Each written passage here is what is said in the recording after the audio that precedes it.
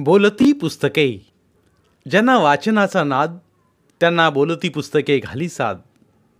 आमचं channel subscribe करा आणि सबस्क्राईब करायला इतरांनाही सांगा. नमस्कार श्रोते मित्र हो, बोलती पुस्तके सादर करीत आहे ज्येष्ठ लेखक दी बा पाटील सर लिखित कादंबरी घामाचे अश्रू, प्रकरण 24. गुलाबनं तोंड आवळलं. राजाभाऊला घेऊन नाना सरकारी दवाखान्यात पोचला. दवाखान्यासमोरच्या झाडाखाली शिरपाच्या भावकीतल्या 10-15 माणसांचा घोळका बसलेला. त्यात मधोमध नामदेव गुडघ्यात तोंड घालून बसलेला. नाना राजाभाऊला घेऊन नामदेवाजवळ गेला. त्यानं नामदेवाला राजाभाऊंची ओळख सांगितली. आपण त्याच्या शेजारी बसत म्हणाला, झालं ते लई वंगाळ झालं. म्या सोनपूरला पाहुण्यासनी फोन केलाय. ते सगुणाला घेऊन तिथनं निघाल्यात. आता सांभाळ बाबा. नामदेवाच्या डोळ्यांतून अश्रू आले. त्याचा खांदा थोपटत नाना म्हणाला, राजाभाऊसनी सगळं सांगून टाक. त्या आबा मास्तरानं कर्जापायी कसं छळलं, आपल्या वाड्याला कसं कुलूप ठोकलं, शिरपाला कशा धमक्या दिल्या आणि त्याच्या भ्यानं शिरपानं कसा गळफास लावला, ते सगळं सांगून टाक. कुणाला भ्यायचं काम नाही. ह्यो संभा नाना तुझ्या पाठीशी आहे. तेवढ्यात तिथं पोलीस ठाण्यात गेलेला गावचा पोलीस पाटील हजर झाला. नानाला बघून त्याच्या भुवया उंचावल्या. तो नानाला म्हणाला, नाना तुम्ही कसं काय इकडं? नाना म्हणाला, आता आम्ही पै पाहुणा हाय म्हटल्यावर संकटात यायचं नाही तर कवा यायचं.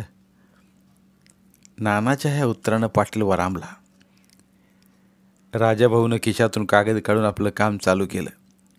नानाच्या शब्दांनी नामदेवाला पाठबळ मिळाल्यासारखं झालं. म्हणून तो मनाशी म्हणाला, आता एकदाचा आबा सावकाराच्या जुलमाविरुद्ध दंड थोपटायचाच. आता आपला बाप गेला आहेच, आपणही सुशिक्षित आहोत. मग कशासाठी हा अन्याय सहन करायचा?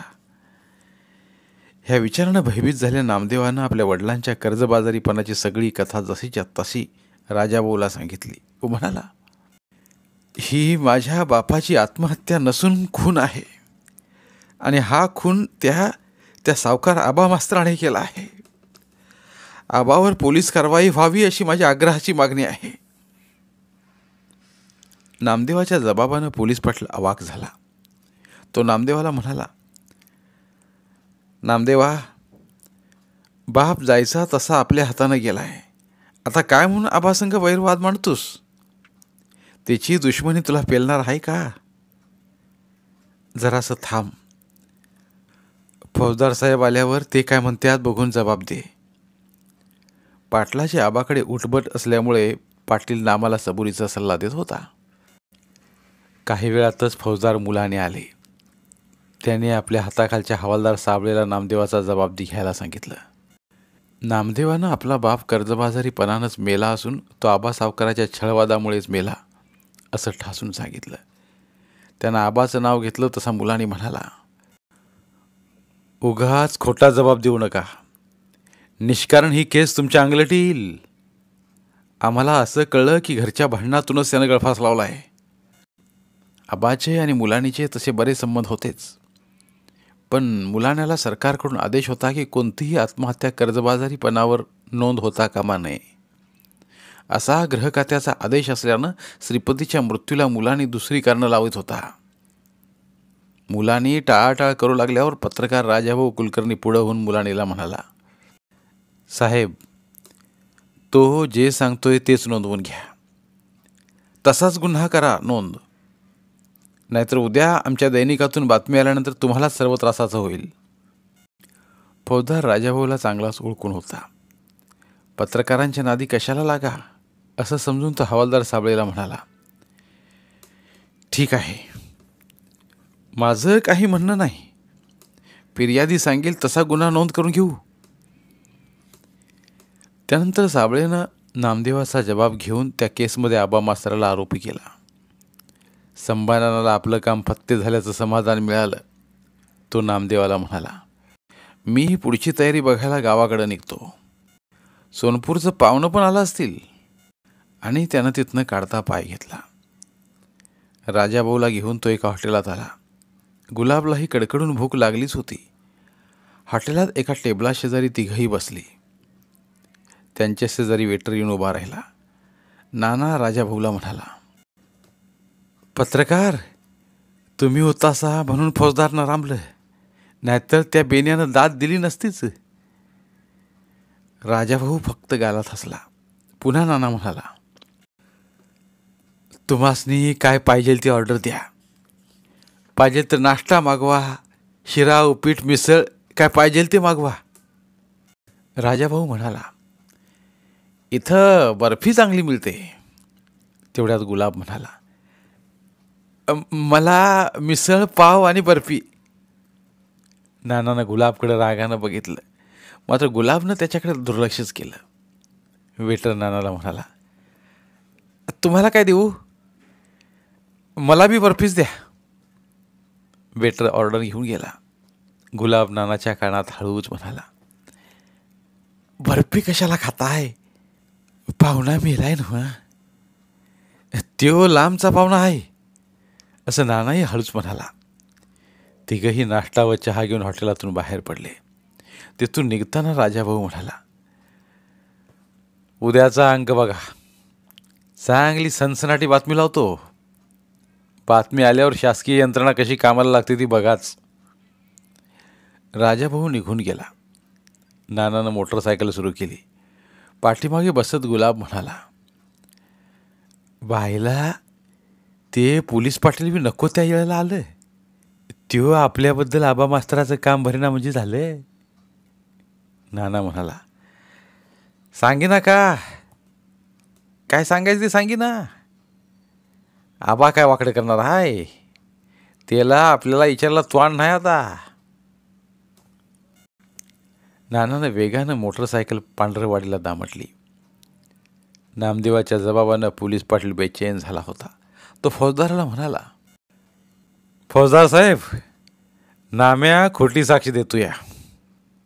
तुम्ही कशाला आबा मास्तरचं नाम्या भानगडीत घातलं सा? त्यावर मुलाने म्हणाला, पाटील, तुम्ही तुमची पोलीस पाटीलकी सांभाळा. हे प्रकरण वाटतं तेवढं सोपं समजू नका. ह्या प्रश्नी विरोधकांनी सरकारला धारेवर धरलं आहे. सरकारनेही खाजगी सावकारीविरुद्ध कठोर भूमिका घेतली आहे. विधानसभेत तसा कायदाही केला आहे. उद्या जर ही बातमी वर्तमानपत्रात आली तर तुम्ही काय केलं असा प्रश्न गृह खाता आम्हालाच विचारेल व सरकारची बदनामी वाचवण्यासाठी आम्हाला निलंबित करायला कमी करणार नाहीत.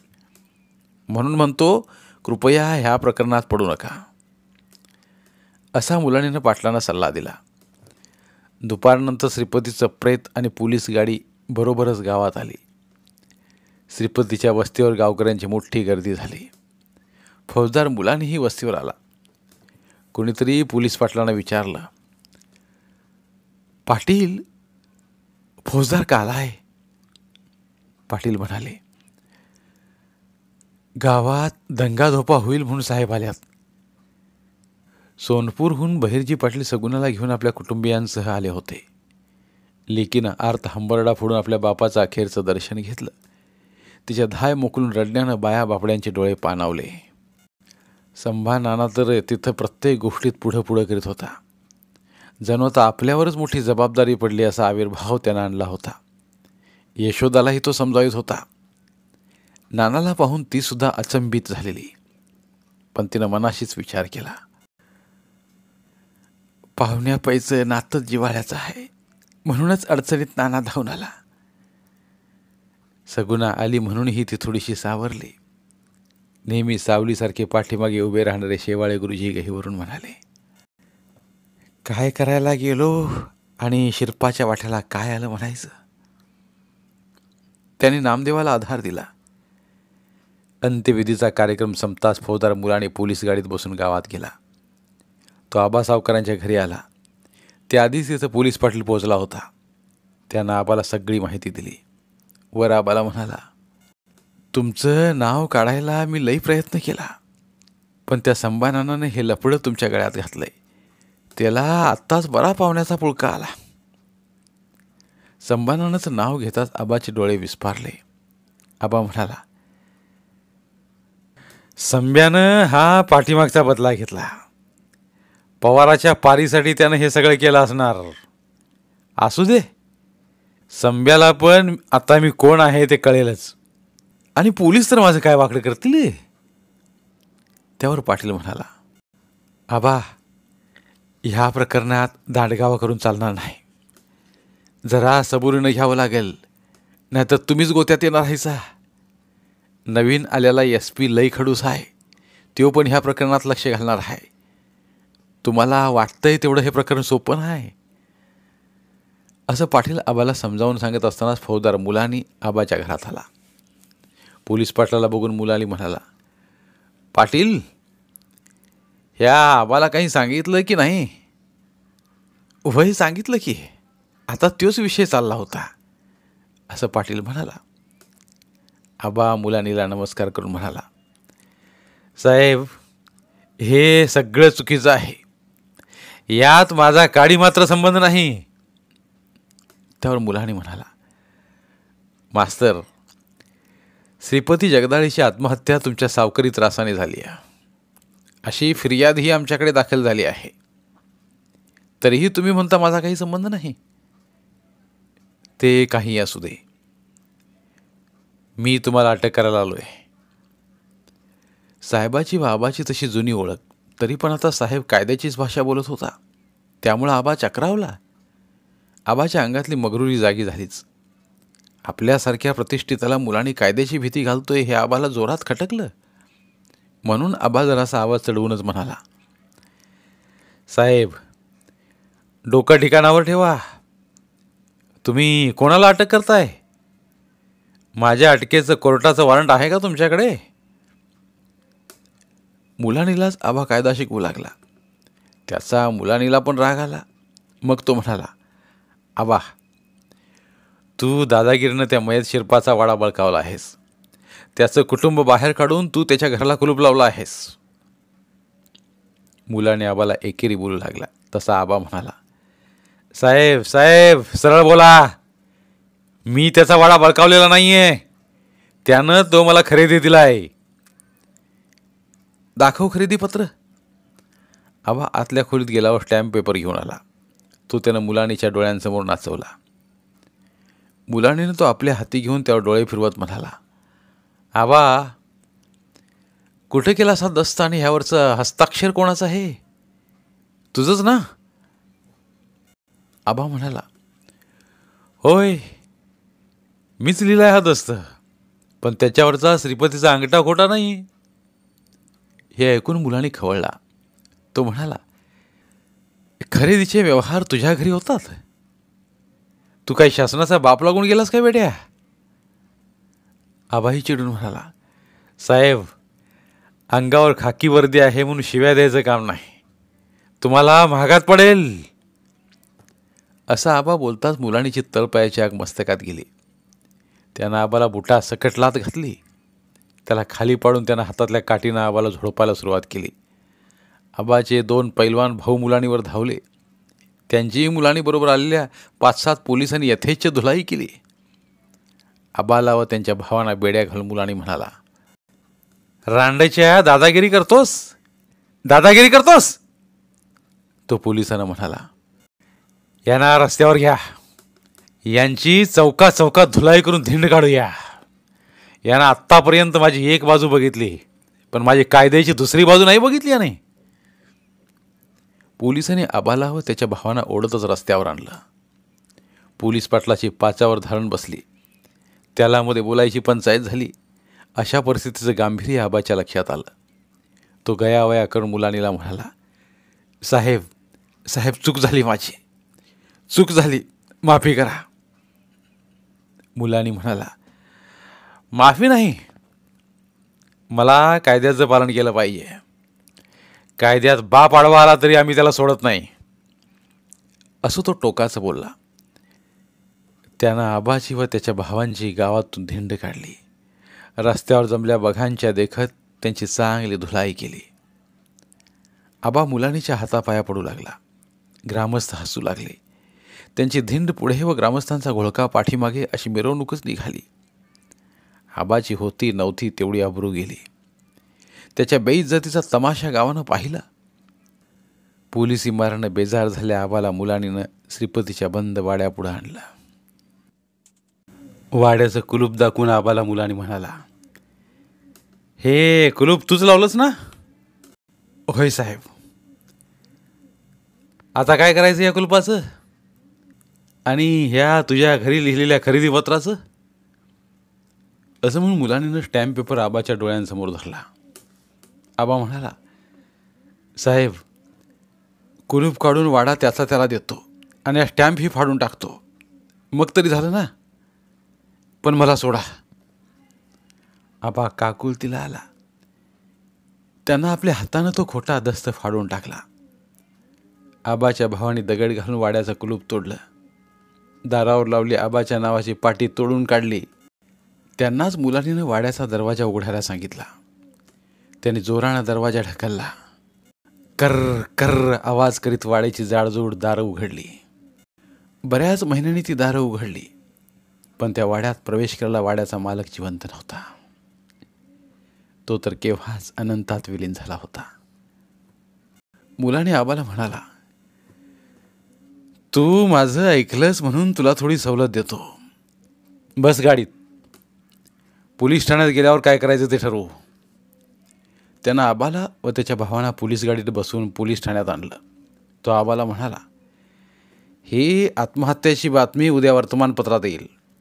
त्यामुळं मला माझे वरिष्ठ जाब विचारतील. त्यासाठी मला तुझ्यावर काहीतरी कायदेशीर कारवाई ही करावीच लागेल. फार तर तुझ्या भावांना सोडून देऊ, पण काय साहेब? आबानं विचारलं. गंभीर चेहरा करून मुलानी म्हणाला, पण वरिष्ठांपर्यंत सर्वांचे हात ओले करावे लागतील. त्यासाठी 2 लाख मोजावे लागतील. मुलानीचं बोलणं ऐकून आबा चक्रावला.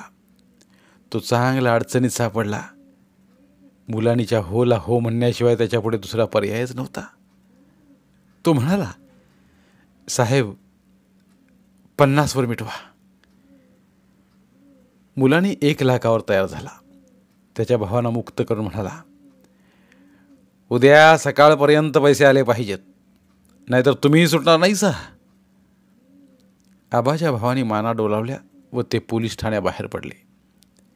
त्यानं आबाला तुरुंगात टाकला व आबाला म्हणाला, उद्या ह्या प्रकरणाला कसं वळण लागतंय ते बघून आपण तुमचं काय करायचं ते ठरवू. आबा तुरुंगात पडला. मुलानीनं पोलीस पाटलांना फोन लावून सांगितलं, पाटील, तुम्ही एक काम करा. त्या मैताच्या वारसांना आजच्या आज वाड्याचा ताब्या घ्यायला सांगा. शिवाय कर्जाचा पेपर फाडल्याचंही सांगा. त्यांनाही आपण काहीतरी न्याय दिलाय याची जाणीव होईल. उद्या वातावरण निवळलंच तर आबाबद्दलही काही तडजोड करता येईल. पाटील होय म्हणाला. मुलानीनं फोन ठेवला. मुलानीच्या हुकमाबरोबर पोलीस पाटील नामदेवाकडे आला. अजूनही तिथं माणसांची व पाहुण्यांची गर्दी होतीच. काही पाहुणे परतू लागलेले. नामदेव छपरापुढं मातीतच माणसांच्या गर्दीत बसलेला. पोलीस पाटील हळूच त्याच्या शेजारी जाऊन बसला. पण नामदेवाला काही बोलायचं त्याचं धाडस होईना. तेवढ्यात तिथं शेवाळे गुरुजी दिसले. पाटलाने उठून गुरुजींना गाठलं. त्यांना बाजूला नेऊन त्यांच्याशी सविस्तर चर्चा केली. त्यांना फौजदारांचा निरोप सांगितला. धन्यवाद. उर्वरित कादंबरी पुढील भागात उपलब्ध आहेत. तिथे प्रत्येक कादंबरीचे सर्व भाग एकत्रित मिळतील. त्यामुळे सध्या सुरू असलेल्या क्रमशः कादंबरीच्या पुढील भागासाठी वाट पाहण्याची गरज नाही.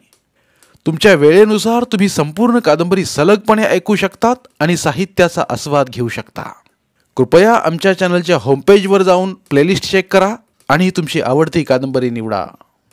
धन्यवाद.